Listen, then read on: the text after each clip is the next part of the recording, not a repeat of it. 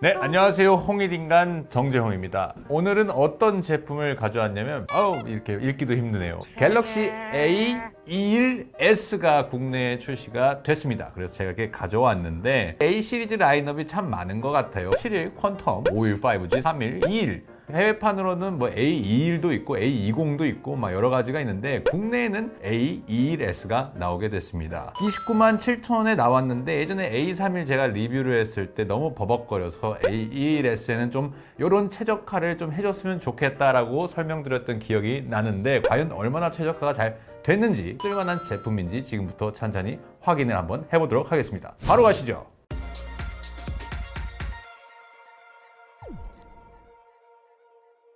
자, 그러면 외관부터 한번 살펴보도록 하겠습니다. 화면은 6.57인치 인피니티 5 펀치홀 카메라 이렇게 탑재된 화면을 쓰고 있습니다. 화면 자체는 굉장히 크게 느껴지는 크기예요. 답답하거나 그러지는 않는데 화면 자체는 이제 OLED가 아니라 LCD 패널을 썼습니다. 샤오미 홍미노트 9S를 봤을 때도 LCD 패널을 써서 약간 물이 좀 빠져 보이는 느낌을 주긴 했는데 갤럭시에서 LCD를 쓰면은 이제 PLS 방식의 LCD를 쓰는데 그렇게까지 물이 많이 빠져 보인다는 느낌은 좀 덜 들었어요. 물론 제 기분 탓인지는 모르겠는데 어찌됐든 상단 베젤은 적은 편이고 밑에 하단 베젤은 여지없이 조금 두꺼운 편입니다. 그리고 이제 인피니티 5 디스플레이 펀치홀이 갤럭시 S10 시리즈는 이제 오른쪽에 달려 있으네요. 그리고 지금은 대부분 플래그십 라인 갤럭시 S 시리즈에 나오는 거나 노트 시리즈에 나오는 거는 펀치홀이 가운데로 옮기면서 구멍이 더 작아졌는데 샤오미의 Mi 10 이제 프로 정도 그 정도 라인으로 가면 펀치홀이 이제 이쪽 좌상단으로 올라오게 되거든요.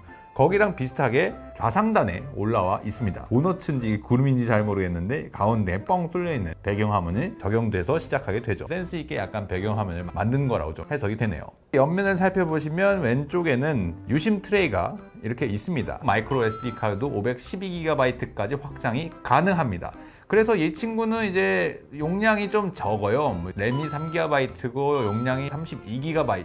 국내에는 요거 하나밖에 안 나오거든요. 글로벌판으로는 64GB짜리도 있긴 한데 국내에는 32GB밖에 없어서 조금 아쉽긴 하지만 마이크로 SD 카드가 확장이 가능하다는 점을 참고하셔야겠습니다. 그다음에 위쪽으로 올라오면 뭐 마이크 하나 있고 뭐 딱히 특별한 건 없어요.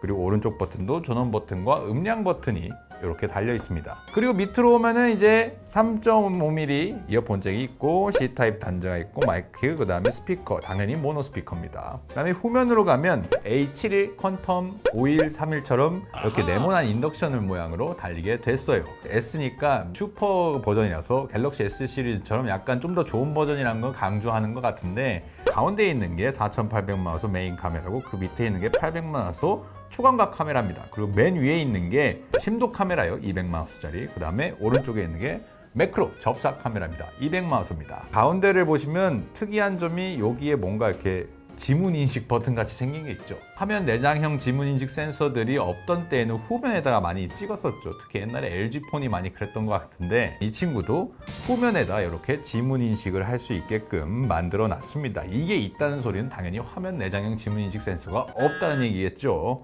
색상은 이 모델 같은 경우에는 화이트, 흰색 모델이고 레드랑 블랙 모델 총 3가지로 나오게 됐습니다. 길이는 163mm, 가로폭은 75mm, 두께는 8.9mm 있고 무게는 192g이에요. 갤럭시 A31이나 51이 185g 정도였는데 얘는 조금 더 무겁고 조금 더 두껍다라고 생각하면 될 것 같습니다. 그나마 A31이나 A51은 투톤으로 돼 있어서 패턴이 갈려 있었잖아요. 근데 이 친구는 그냥 단색으로 돼 있어서 저 같은 경우는 이 디자인이 훨씬 마음에 들더라고요. 엔트리 모델, 약간 보급형 모델에는 이런 식으로 단순하게 만드는 게 좀 더 디자인이 깔끔한 것 같아요. 저희 이제 옆에 있던 편집자는 이걸 보고 문방구에서 산 장난감 같다고 표현을 했는데 29만 원이니까 약간 그런 점은 감안을 해야겠죠.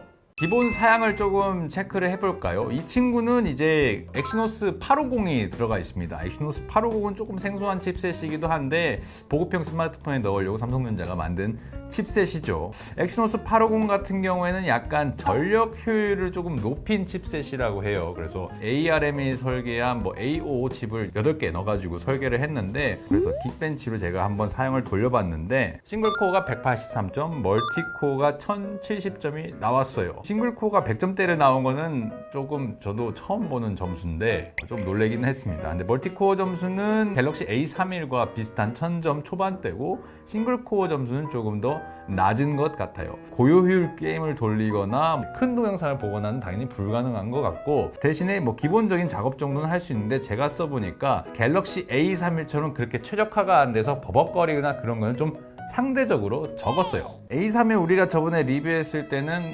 백그라운드에 한 7, 8개, 10개까지 돌렸더니 사진 앱이 멈춰버렸었죠. 여기도 한번 앱을 몇 개 켜보고 사진 앱을 한번 구동을 해보겠습니다. 백그라운드 앱이 10개가 구동이 되고 있는데 여기서 사진 앱을 한번 켜볼게요. 쭉. 바로 켜졌습니다. 무리 없이 사진을 찍어도 멈추지 않네요. A31보다는 최적화가 잘 돼 있다, 뭐 이렇게 말씀을 드리고 싶습니다. 그리고 이제 배터리 관련해서는 갤럭시 A21s가 5000mAh의 배터리를 탑재하고 있잖아요. 그래서 배터리 효율만큼은 굉장히 좋다, 이런 얘기를 듣고 있는데 제가 재밌는 실험을 하나 해봤는데요. 샤오미 홍미노트 9s도 5020mAh의 배터리를 탑재를 하고 있잖아요. 그 해외에서 한 리뷰를 보니까 샤오미 홍미노트 9s에 들어간 스냅드래곤 720G가 엑시노스 850보다 조금 더 배터리 효율 면에서는 좋게 나온다고 하더라고요. 그래서 직접 실험을 해봤는데 30분 동안 유튜브 라이브 동영상을 둘 다 배터리를 최대 충전해놓고 그 다음에 똑같은 환경에서 와이파이만 켜놓고 밝기를 둘 다 최대로 놀린 다음에 켜봤어요. 그랬더니 30분 지나서 보니까 홍미노트 9s가 배터리 잔량이 96%였고 갤럭시 A21s는 94%였습니다. 30분이나 틀어놨는데 둘 다 굉장히 잘 버텼다, 둘 다 배터리 소율이 좀 좋다, 이렇게 말씀드릴 수 있지만 아무래도 홍미노트 9s에 들어간 스냅드래곤 720G가 조금 더 전력 효율이 좋았다. AP만의 문제가 아니라 여러 가지 다 봐야 하긴 하겠지만 어쨌든 홍미노트 9s가 조금 더 배터리 효율에서 좋은 모습을 보여주긴 했습니다. 그러면 실제로 구동을 했을 때 이 정도 성능을 가지고 게임을 돌릴 수 있을까도 한번 봐야겠죠. 스마트폰에서는 멀티코어보다 싱글코어가 좀 더 중요하다고 보는 시각도 많은데 한번 돌려보도록 하겠습니다. 요새 제가 조금 하고 있는 카트라이더를 일단 돌려볼게요. 근데 이게 확실히 보급형 모델이라서 보세요. 제가 지금 게임을 켜놓고 음량 버튼을 위아래로 올리고 있는데 갑자기 확 올라가죠. 이런 것들이 조금 확실히 보급형 모델이라서 좀 답답하게 느껴질 수는 있어요.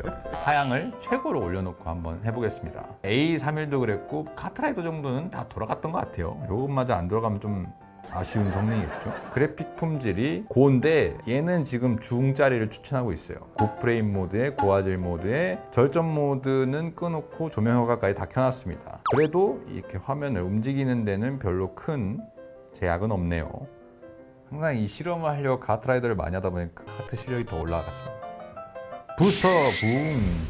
지금 약간 최고 사양 스펙임에도 불구하고 끊기거나 그러진 않죠. 카트라이더 정도는 되게 부드럽게 돌아간다는 걸 확인할 수가 있습니다.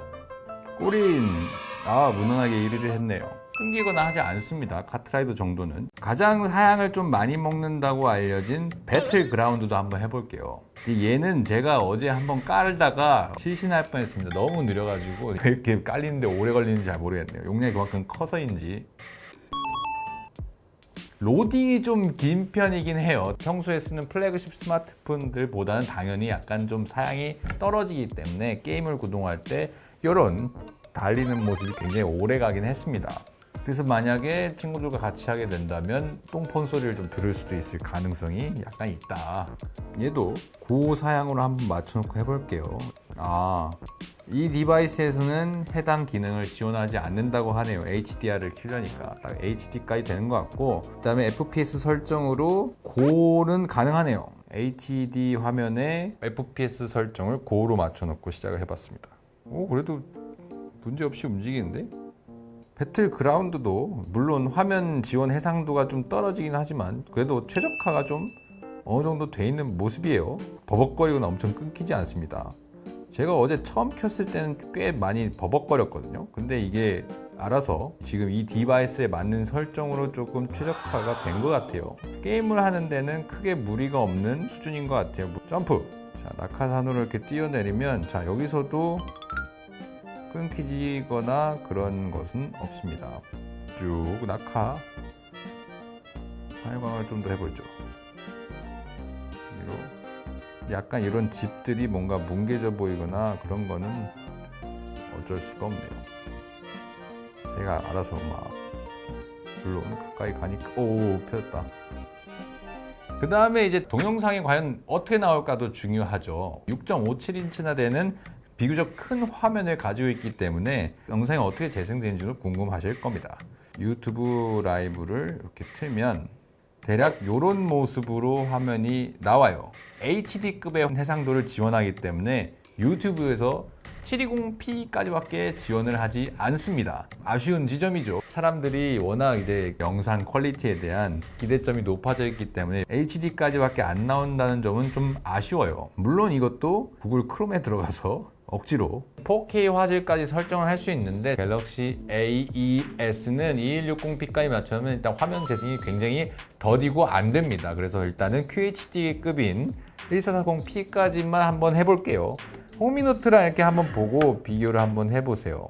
둘 다 별로 그렇게 좋은 화면은 아니어서 근데 얘는 더 약간 이 데이터를 처리하지 못하는 느낌이네요. 둘 다 똑같은 와이파이를 쓰고 있는데 얘가 좀 더 처리를 못하는 모습이네요. 끊겨서 못 보겠어요. 둘 간의 화면 해상도 차이가 있음에도 높은 품질이 아닌 이상 그렇게까지 큰 차이는 나지 않는 것 같은데 화면 자체는. 근데 A21S는 다 그 화면도 담아내기가 굉장히 버벅거리고 조금 버거워 보인다라는 평가를 보낼 수 있을 것 같습니다.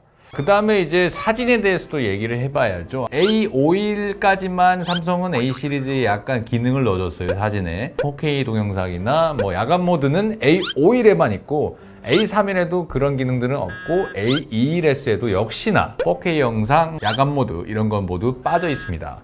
대신에 이제 심도 카메라가 있다 보니까 인물 모드를 지원하는 라이브 포커스까지는 있습니다. 음식, 파노라마, 프로, 접사, 그다음 일반 사진, 동영상. 일반 동영상은 FHD에 30프레임까지밖에 나오지 않습니다. 60프레임도 안 돼요.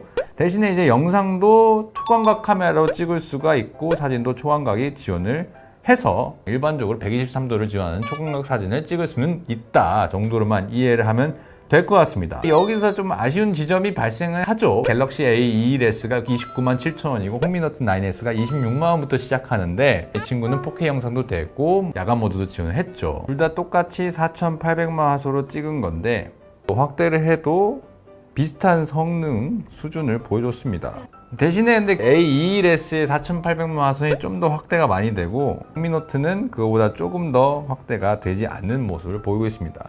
4,800만 화소 사진 자체의 품질은 그렇게 차이가 나는 수준은 아니었습니다. 대신에 이제 기능이 많이 없다 보니까 커뮤니티나 이런 데를 보면은 삼성전자 A 시리즈에 대해서 A51 밑으로는 사면 안 된다 약간 이런 그런 말도 하시더라고요. 나머지를 좀 살펴보면 얘는 이제 얼굴 인식 기능이 들어가 있습니다. 그래서 지금 제가 얼굴 인식을 해놨는데 방금 켜졌죠? 그리고 지문 인식도 뒤로 이렇게 여기다 대면 틀려요. 그리고 뭐 이런 걸 이렇게 지문으로 화면을 조정할 수도 있죠. 무선 충전 안 되고 삼성페이 안 되고 방수 등급 없고 생활 방수는 되겠죠. 뭐 딱히 특징을 잡을 것도 없고 그냥 무난한 보급형 스마트폰들인데 상대적으로 최근에 나온 좀 보급형 스마트폰들의 기능 뭐 LG전자 Q5이나 Q61이 있죠. 물론 가격은 얘가 조금 더 쌉니다만은 거기에는 LG페이도 되고 밀리터리 스펙도 담겨 있고 기능들이 조금 더 많은 것 같아요. 경쟁 모델로 보면은 밀릴 수도 있겠다는 생각을 조금 더 하게 됩니다. 삼성페이만 어떻게든 좀 넣어줬으면은 그래도 좀 자랑할 게 많았을 텐데 그 점은 좀 아쉽네요. 이게 왜 삼성에서는 넣어줘도 될 만한 기능들을 왜 이렇게 넣어주지 않았는지 잘 모르겠어요. LG에서는 옛날에 이제 노크온이라고 불렀는데 두 번 두드려 열기 기능이 있는데 여기 두 번 눌러 화면 켜기라는 게 있죠. 하지만 이 왼쪽을 보시면 여기에는 없는 걸 확인할 수가 있습니다. 그리고 어레이전 디스플레이도 없어요. 그래가지고 그냥 화면을 이렇게 검은 상태로 내버려 둬야 합니다. 보통 이제 갤럭시 쓰시는 분들은 굴락 앱을 많이 설치하셔가지고 핸드폰을 좀 꾸미는 맛이 있는데 A21S는 굴락 설치도 지원을 하지 않습니다. 좀 아쉽다 이 말을 좀 드리고 싶네요. 대신에 장점을 꼽으라면은 이제 배터리가 좀 더 경쟁 제품들보다 조금 더 크고 전력 효율이 좀 더 좋다. 홍미노트 9S에 비해서는 조금 떨어지지만 LG전자의 Q5이나 Q61보다는 배터리가 조금 더 용량이 크다는 장점이 있습니다. 그래서 삼성의 갤럭시 브랜드를 29만 7천원부터 쓸 수 있다. 뭐 요 정도 장점이 있는 것 같습니다.